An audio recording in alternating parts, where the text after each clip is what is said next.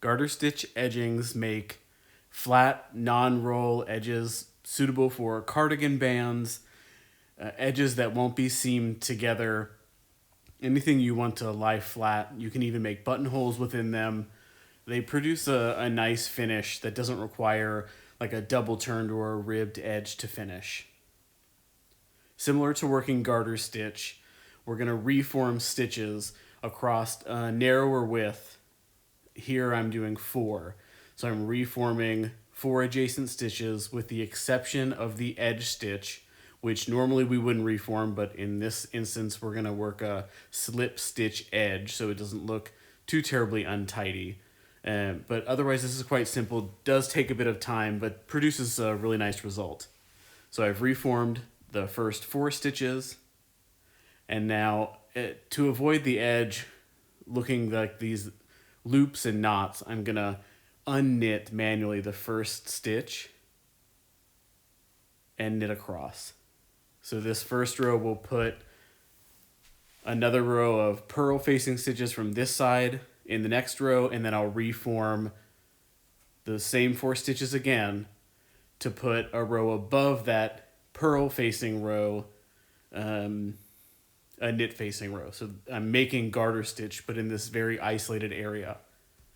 I'm only ever going to work the slip stitch edge on the carriage side of the work. It's required that you have the working yarn so that you can unknit that edge stitch to achieve quite a nice edge. You'll see here shortly after I get a couple rows in what this edge looks like, especially in comparison to the right hand side where I'm not doing anything.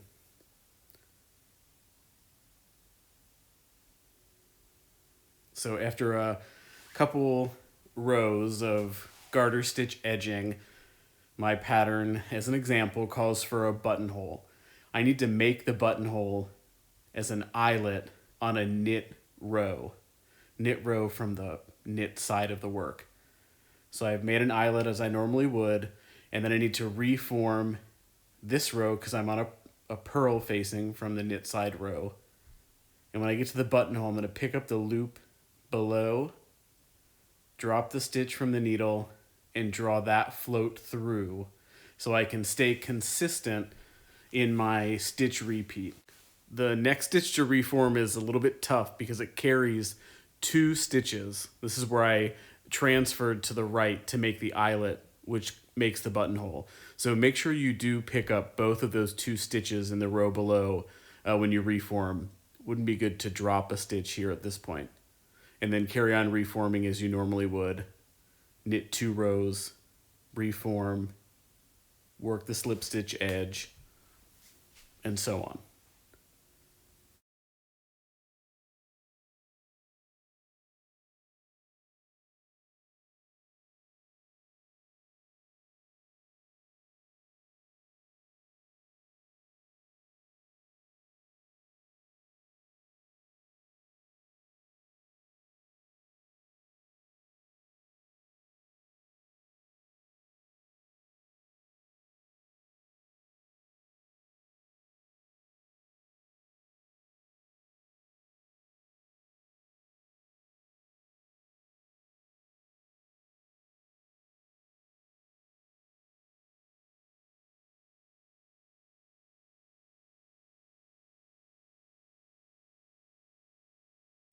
In the instance that you're working this edge on a cardigan band and you have a V-neck cardigan and there's shaping required on the center front of the extension edge, it's easy to work. You just need to move the entire group of stitches plus 1 extra stitch within the body of the work to form the decrease.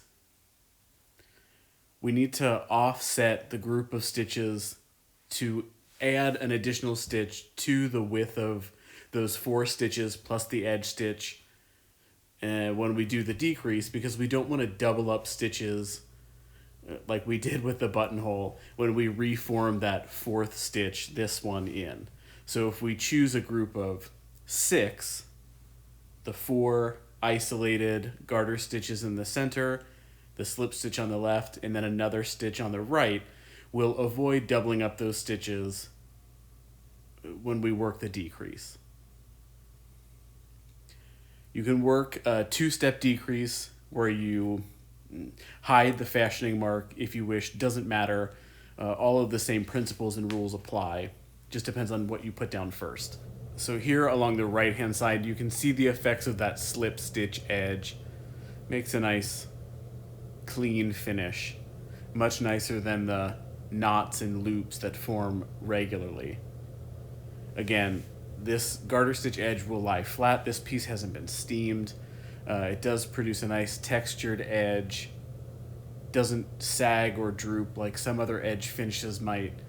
And then here you can see where the decreases are worked away from that garter stitch ridge.